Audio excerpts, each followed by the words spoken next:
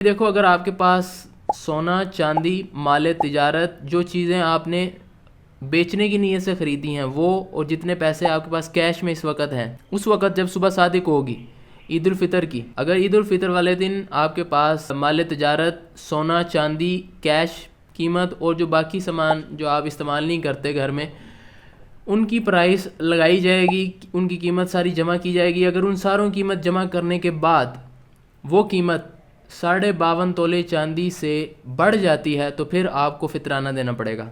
اور اب کس کو دینا ہے؟ جس کے پاس اتنی سامان نہ ہو، اتنی قیمت کا سامان نہ ہو.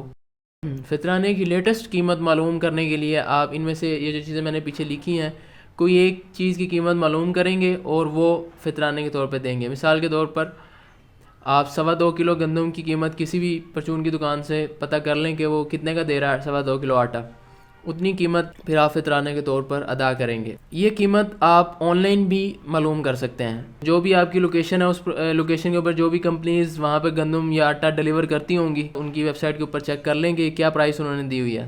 یہاں پہ صرف ایک چیز میک شور یہاں کریں اس بارے میں جب آپ آن لائن چیک کر رہے ہوں کہ وہ جو پروڈکٹ ہے جو ویب سائٹ پہ انہوں نے دی ہوئی ہے لگائی ہوئی ہے پرائس، وہ ان سٹاک ہو، یعنی سٹاک میں ہو، آپ اسے آرڈر کر سکتے ہو، خرید سکتے ہو. کیونکہ اگر وہ سٹاک میں نہیں ہوگی نا تو پھر موسٹ لائکلی وہ جو پرائس انہوں نے ڈسپلے کی ہوئی ہے وہ اپڈیٹڈ پرائس نہیں ہوگی. گندم کے علاوہ کشمش اور کھجور کی قیمت کے حساب سے بھی فطرانہ دیا جا سکتا ہے. بہتر تو یہی ہے کہ آپ کشمش کی پرائس کے حساب سے دیں کیونکہ وہ زیادہ مہنگی ہوتی ہے. اب یہ فطرانہ جو ہے وہ عید سے پہلے بھی آپ دے سکتے ہیں، عید کے بعد بھی دے سکتے ہیں اور عید والے دن بھی دے سکتے ہیں.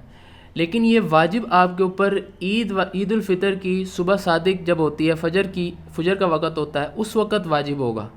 اس سے پہلے یعنی اگر اس سے پہلے آپ کا انتقال ہو جاتا ہے تو اللہ تعالیٰ آپ سے نہیں پوچھیں گے کہ آپ نے فطرانہ کیوں نہیں دیا. مسجد کو فطرانہ نہیں دے سکتے کیونکہ اس کے اندر دوسرے کسی مستحق کو مالک بنانا ہوتا ہے.